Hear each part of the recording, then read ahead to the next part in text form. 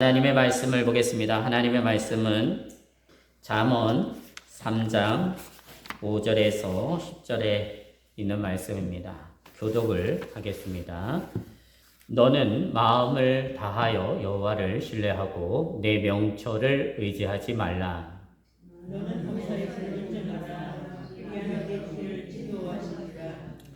스스로 지혜롭게 여기지 말지어다. 여호와를 경외하며 악을 떠날지어다.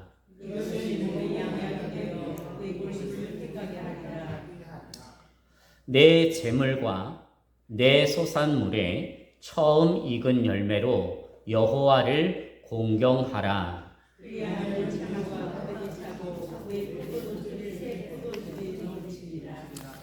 아멘.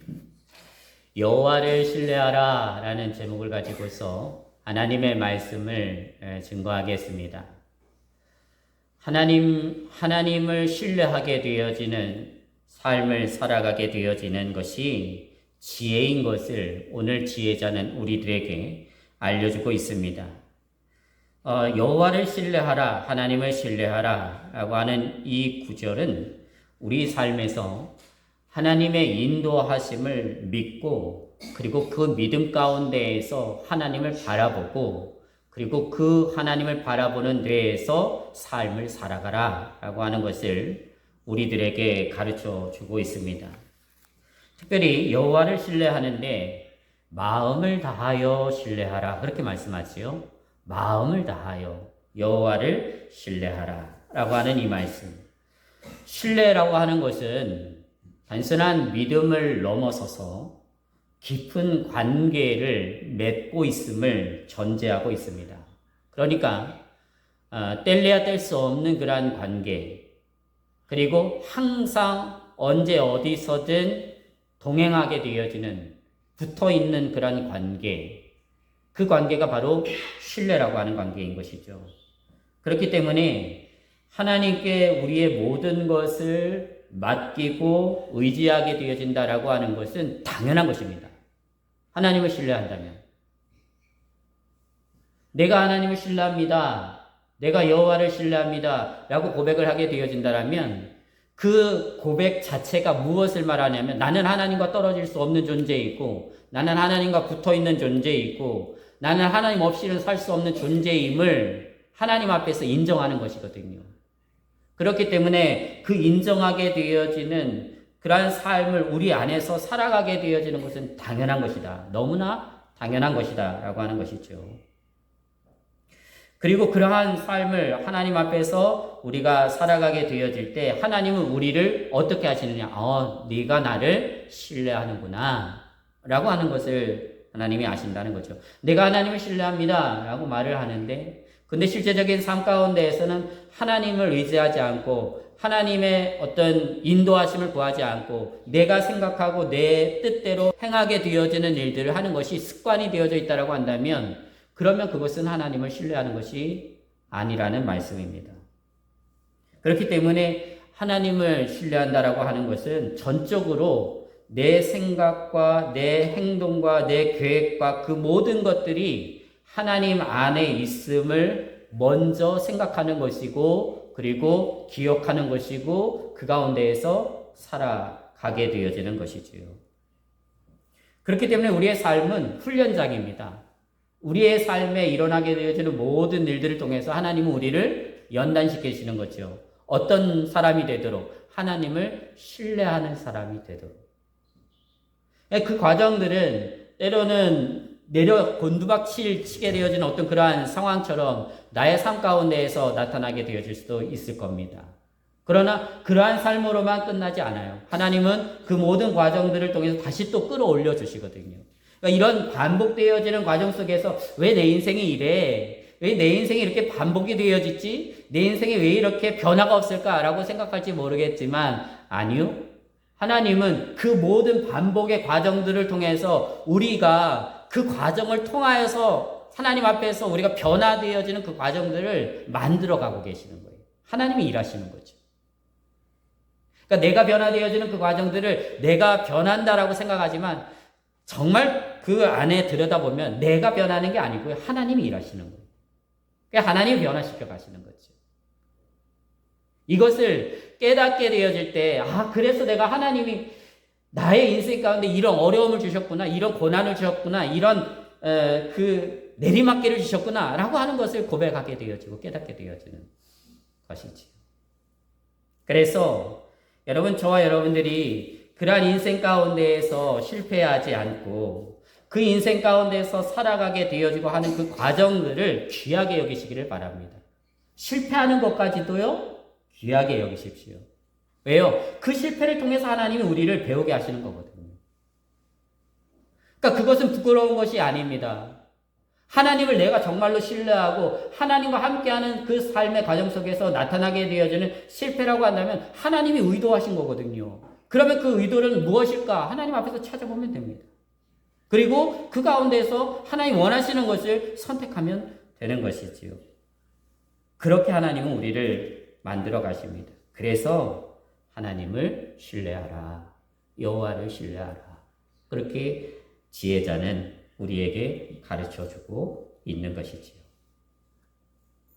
두 번째로 범사의 그를 인정하라 라고 하는 것입니다.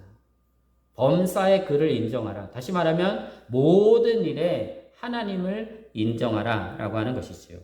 우리의 삶의 모든 영역 속에서 하나님의 주권을 인정하는 삶을 살아가는 것, 그것이 바로 범사의 그를 인정하는 것입니다.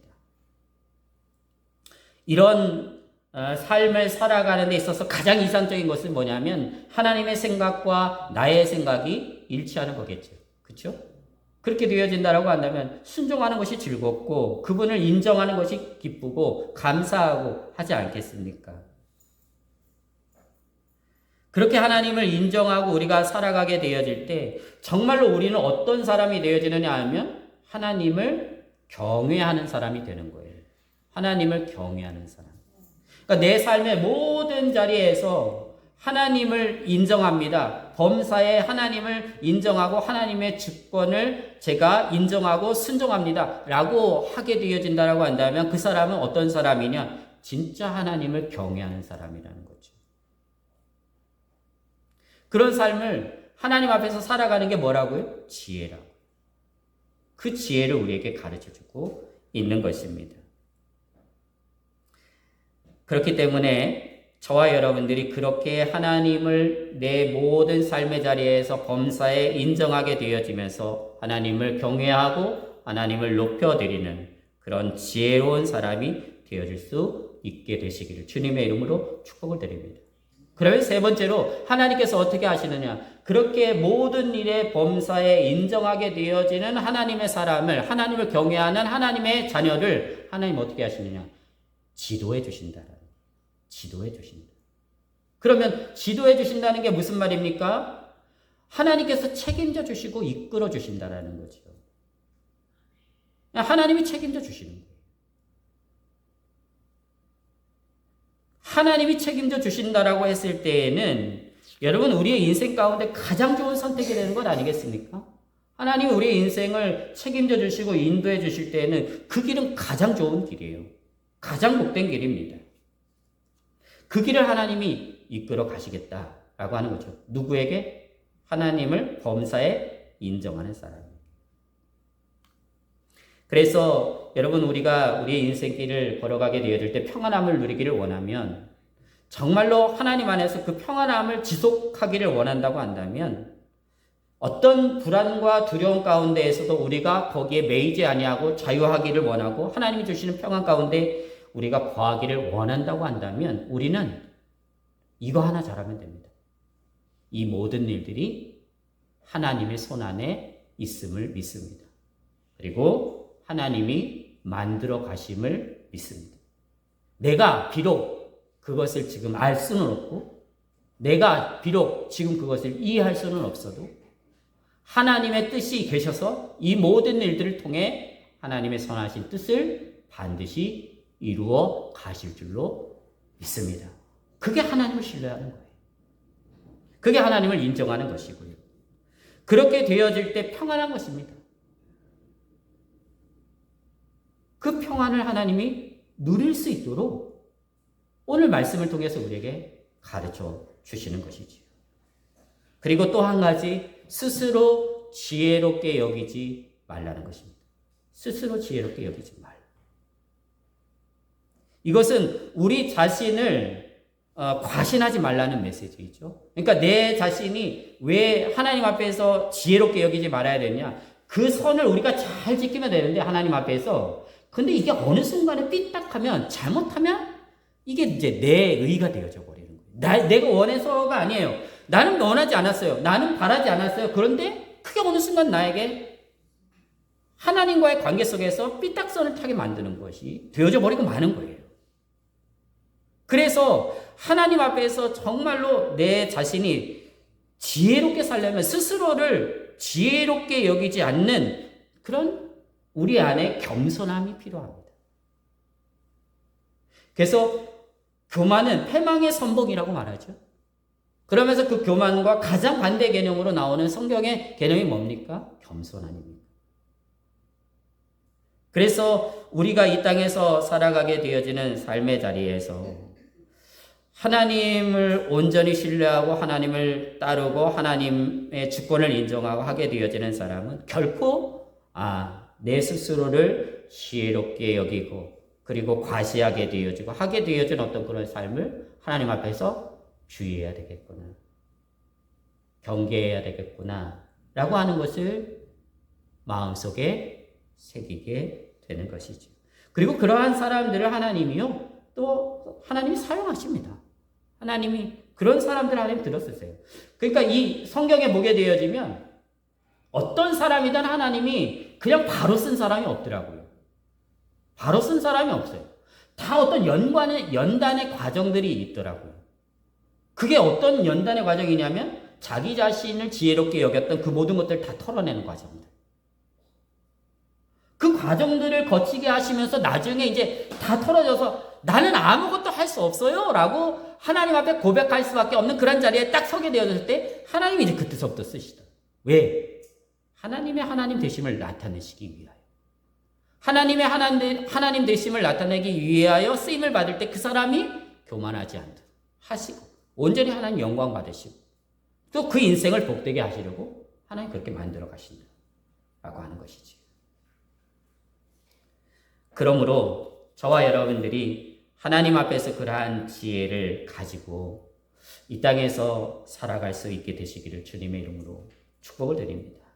오늘의 이 말씀 가운데에서 주시는 그 지혜들이 단순히 어떤 도덕적이고 윤리적인 것이 아닌 우리의 인생 가운데 하나님이 주시는 진리라고 하는 것을 기억하면서 그 말씀 속에서 또 한 주간을 하나님을 경외하면서 믿음으로 살고 지혜롭게 사는 하나님의 자녀분들 다 되시기를 주님의 이름으로 축복을 드립니다.